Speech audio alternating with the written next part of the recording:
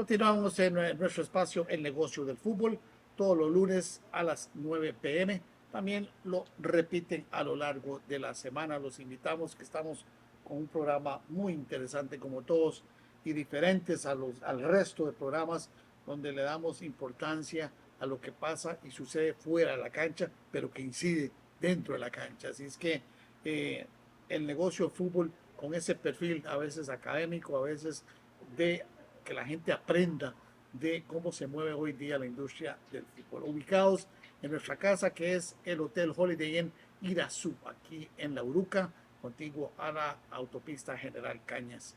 Casinos, hoteles y también restaurantes aquí en el Hotel Holiday Inn Irazú en La Uruca. Conversando con don Gerardo Molina, el gurú del marketing deportivo latinoamericano. Don Gerardo, hablemos un poco también de ese punto que algo cubrimos al final del segundo bloque, que es esa importancia, ¿verdad?, de las experiencias y cómo el fútbol, la industria del fútbol y en general la industria del deporte tiene que competir con otras industrias que son parte de la industria del entretenimiento. Claro, exactamente. ¿Cómo hacer que, que ese cliente no se vaya para otra industria, ¿verdad? Exacto. Cómo retenerlo y cómo conservarlo, que es lo más difícil, ¿verdad?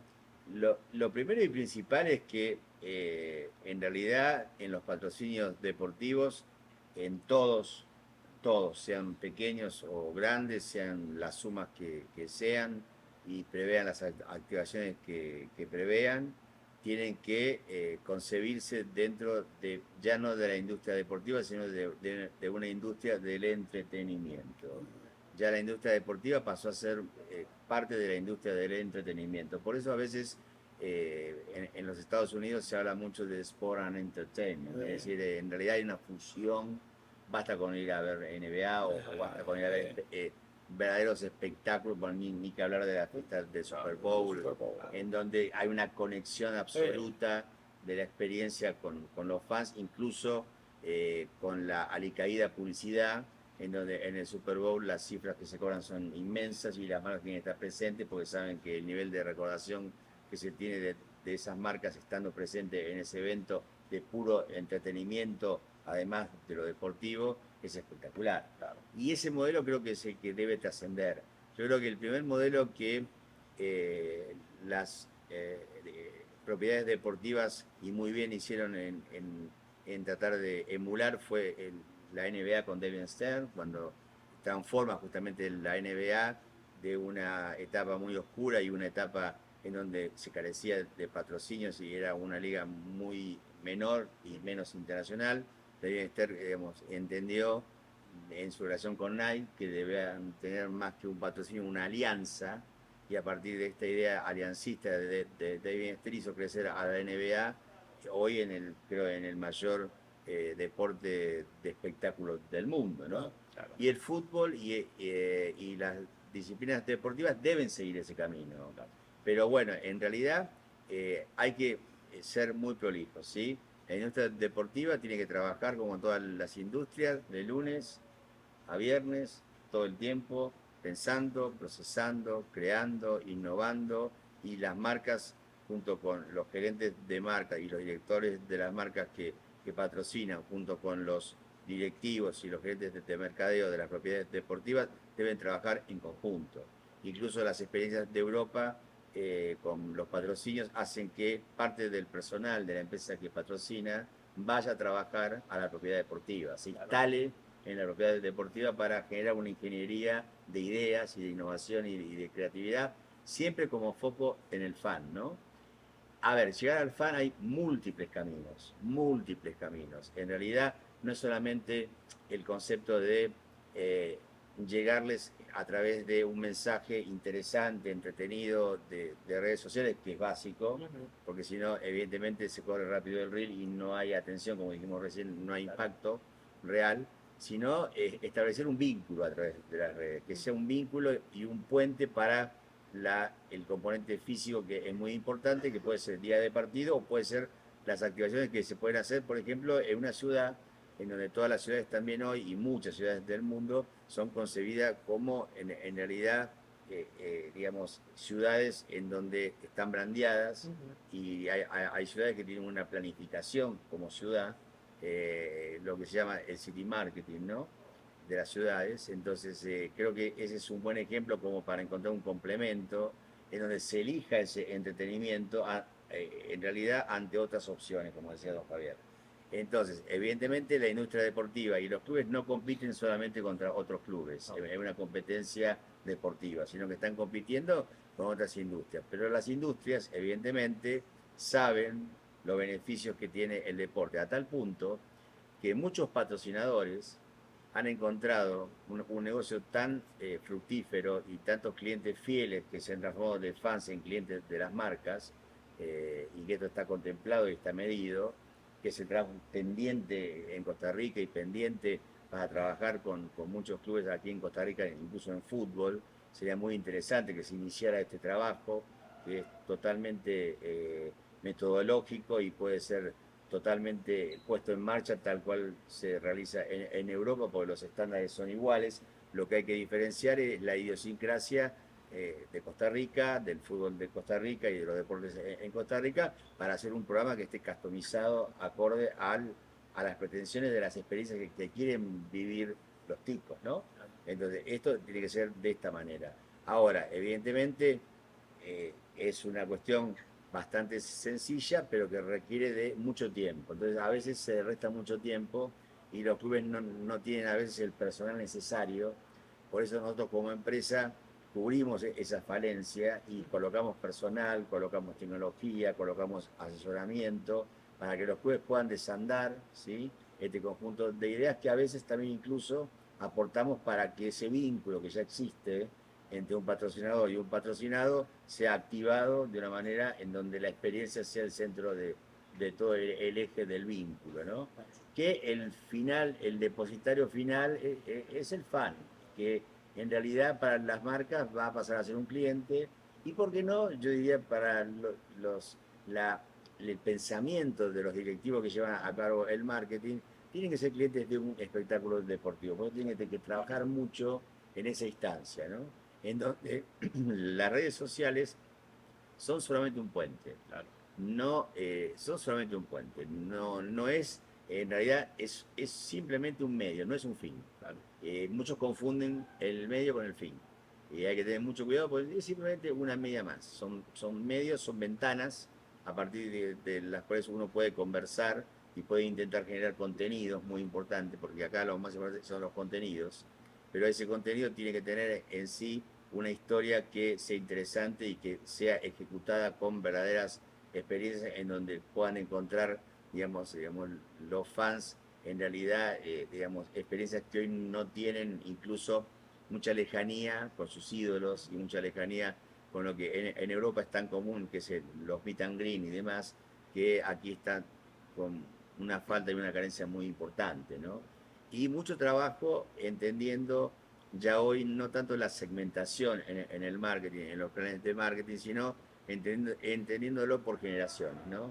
Tenemos aquí representantes de los baby boomers, tenemos generación Z, tenemos generación Y, tenemos generación millennial, ahora se nos vienen los alfa, y vienen con sus hábitos, vienen con sus preferencias, y no nos confiemos que la pasión nos va a dar siempre el beneficio de tener hinchas fieles, sino que cada vez más hoy, en realidad, como lo decía antes, las nuevas generaciones son bastante, como tú lo mencionabas, volátiles, y a veces el hincha que era de un club pasa de otro, entonces hay que tener mucho cuidado.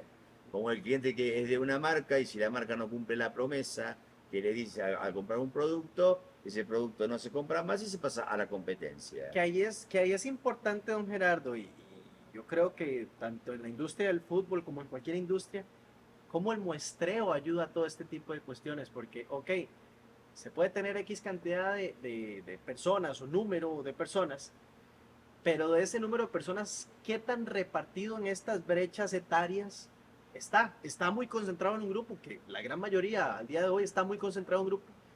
Y ahí es donde viene esa pregunta de, ok, ¿cómo logramos establecer esos vínculos? ¿Qué estrategia hacemos? Vamos a la misma parte. ¿Cómo logramos integrar todo que no sea solo con base a la pasión, sino el contenido, ese análisis? Exacto. ¿Qué tanto hace falta hoy en día? Exacto. La pasión es per se, está intrínseca Claro. Claro. en el fútbol y está intrínseca en el fan del fútbol como en ninguna otra industria, ¿sí? Está bien, tenemos amantes de Apple que no cambian su iPhone por nada. Claro. Tenemos amantes del café que mencionaba anteriormente, que son esas marcas que logran ser denominadas en Estados Unidos las love mark, ¿no? Son marcas amadas. Claro. Y entonces hay que llegar a ese punto en el cual en realidad se pueda amar una marca en conjunto con un equipo o una propiedad deportiva o un atleta o un ídolo específicamente. Pero digamos, tenemos que decirlo y es de esta manera. Eh, los clubes y las propiedades deportivas tienen millones de seguidores. Es una tarea compleja a veces trabajar estadísticamente en las métricas para detectar en small data quiénes son. Claro. Pero los datos los tienen, porque evidentemente siempre hay un medio de conectar. Nosotros trabajamos con Google y evidentemente detectamos de ciertas bases cuando vamos a trabajar quién es ese fan. Entonces es darse a la tarea simplemente de dar esa planificación, entender los fans y targetizar. Es decir, bueno, perfecto, de ese millón, ¿cuántos son de tal generación? ¿Cuántos son Z? ¿Cuántos son Y? ¿Cuántos son baby boomer? ¿Cuántos son...? Y a cada uno hay que llegarle de modo distinto, porque no es lo mismo uno que ha vivido muchos años y tiene mucha experiencia en cuanto a haber visto el deporte o a un equipo por 50 años, un baby boomer, que es una generación quizás millennial o una generación, digamos, centennial, y ahora viene la generación alfa, que ya son generaciones tecnológicas. Claro.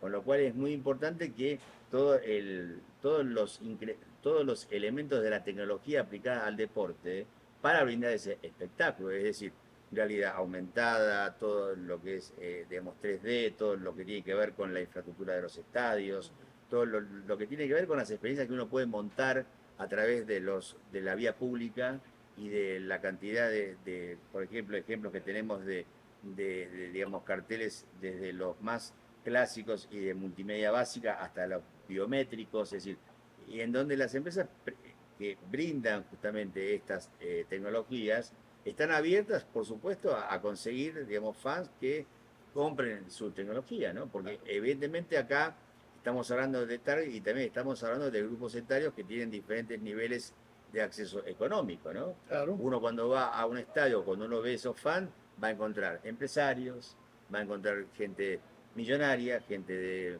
una clase quizás un poco más media, y gente que por ahí tiene pocos recursos, pero lo poco que tiene lo invierte en su ticket y lo invierte su tiempo. Y todos son fanáticos. Y todos terminan... Son hinchas, Claro, entonces por eso decíamos que es transversal. Claro. El fútbol es el deporte más transversal de todo el planeta. Es decir, está desde, si habláramos de una empresa, están en una misma sala comiendo el presidente, el CEO, el vicepresidente, con el que recoge la basura, con el que atiende al público, el que levanta el teléfono en un call center, es decir, están todos ahí. Entonces, hay que diferenciar, porque la llegada es distinta, pero lo importante es saber que esa topografía que van conformando, el fútbol logra unificarlas por un instante y por un momento. Entonces, es simplemente ponerse y darse a la tarea. Gerardo, quería tocar un tema rápido porque ya casi se nos acaba el programa, tal vez ahí de forma resumida, y Adrián fue principalmente el que tocó ese tema, ¿verdad? De cómo hay atletas de élite que han tenido mucho éxito en la parte de patrocinios, que han tenido pues a lo largo de su carrera muy buenos patrocinios, buenos contratos, pero que en algún momento de su carrera se caen, hay algún escándalo hoy que tengan y el patrocinio se va. Correcto. O se Exacto. queda, también, no puede ser que se quede. Exacto. Pongamos algunos ejemplos, ¿verdad? Tal vez Sí. el caso, por ejemplo, de Tiger Woods. Tiger ¿verdad? Woods, viene la parte de Mason Greenwood también, Exacto. Dani Alves, ahora con todos estos escándalos. Exacto. Viene la contraparte, don Gerardo, que es como, ok, ¿qué hago como marca? ¿Dejo el patrocinio y le doy apoyo? ¿Se me va a caer un sector? ¿Lo retiro?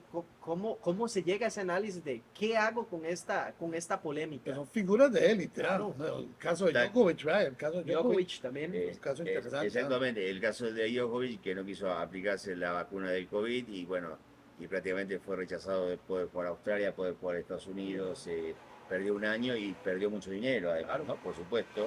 Y las principales marcas algunas según sus propias políticas es decir, cada empresa tiene sus propias políticas. Ujú. Cuando uno va a analizar una pérdida de imagen dado un escándalo o algún tipo de cuestión, digamos, polémica o rumores que tienden a un poco, yo diría, a empiojar, ¿no? Claro. Es decir, el vínculo y la imagen que se va tratando de construir, que de golpe, como dijo don Javier, se destruye, ¿no? Claro. Porque esto pasa. Entonces, lo que se suele hacer es establecer en la empresa y en la propiedad deportiva un comité de crisis en donde se evalúa justamente los impactos que puede tener esto Ujú. en todo en todo el campo conseguido, ¿no? En conjunto De esta figura. exactamente. Entonces, son muy disímiles las políticas que han tomado muchas marcas. Por lo general, ante escándalos y demás, las marcas retiran provisoriamente, digamos, el patrocinio, pero cada vez las marcas son más inteligentes. Es decir, en realidad cuando eligen un atleta, en realidad van a ver mucho su vida, van a ver mucho su pasado, van a ver mucho su Analizan historia, su perfil. su perfil, No, exactamente, estudiado. su personalidad, cuáles son sus hábitos, su conducta. Entonces, esto está bastante bien contemplado. Es decir, pueden surgir, es más, los casos de escándalos, de patrocinios que se han quitado versus el conjunto de patrocinios, si lo vamos a ver en cifras, son menores. Mínimos. Con lo cual, vale el riesgo, digamos. Yo digo, vale el riesgo.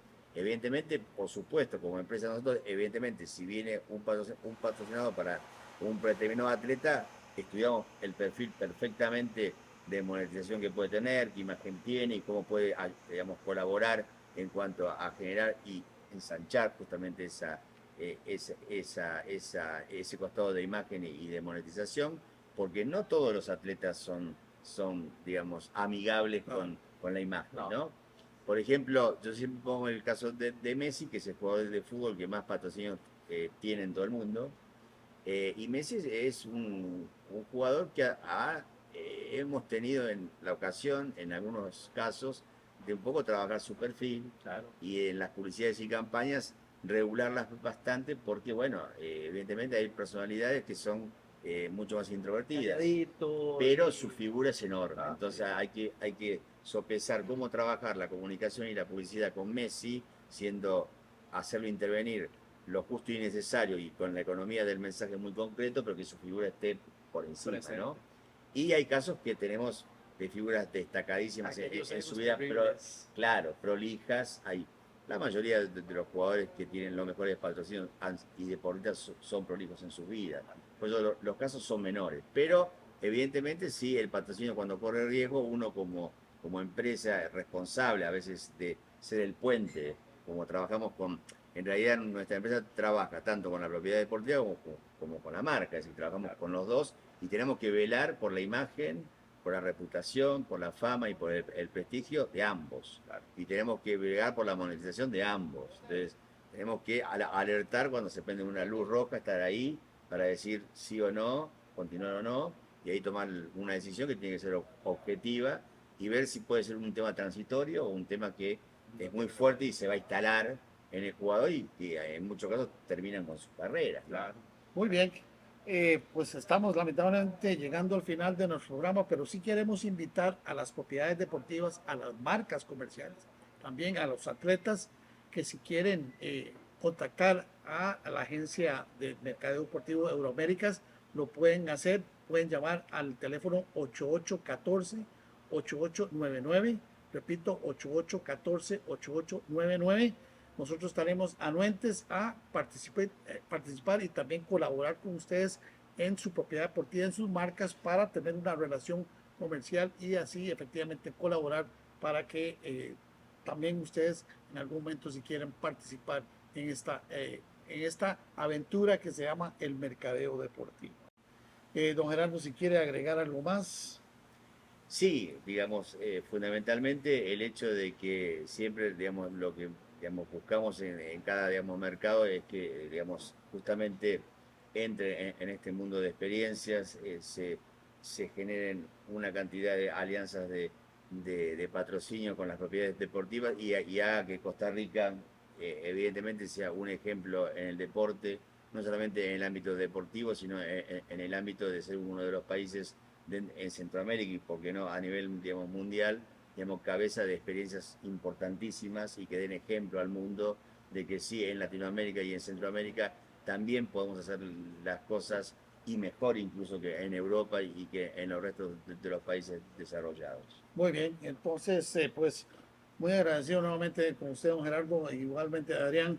A todos ustedes también, pues gracias por estar continuamente en conexión con nuestro programa El Negocio del Fútbol. Los esperamos la próxima semana. Se cuidan, bendiciones y nos vemos pronto.